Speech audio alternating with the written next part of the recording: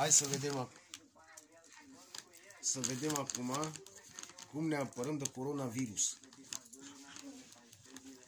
Vom face măști pentru a ne apăra de coronavirus. Șervețele umede, o foarfecă și atât.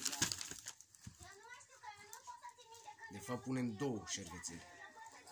1. Deci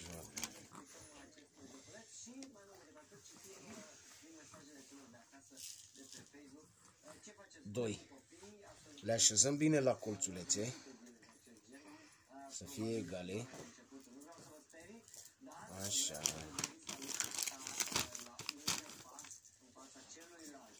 Le așezăm.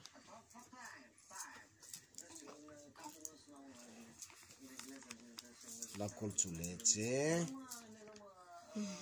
Îndoim odată, așa, îl așezăm bine. Aici de la colțurile astea luăm așa și mai îndoim odată foarte puțin mărginile. Așa. Iar apoi luăm foarfeca și tăiem foarte puțin marginea, mai de la 3 cm de la colț, și tăiem aproape 5 sau 6 în sus.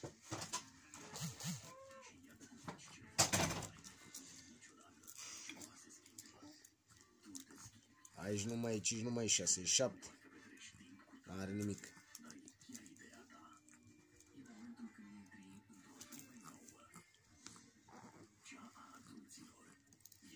Așa.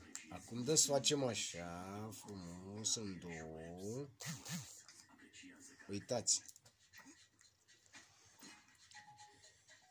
Și apoi amplasăm masca.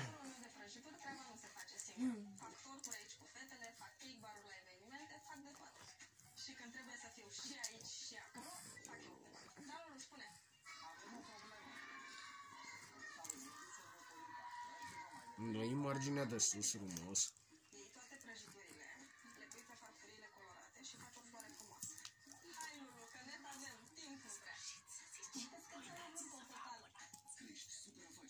Așa.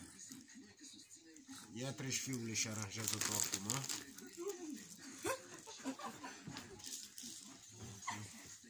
Hai, aranjează tu frumos. Hei, ce faci? Nu e bine? Mai, da, e bine.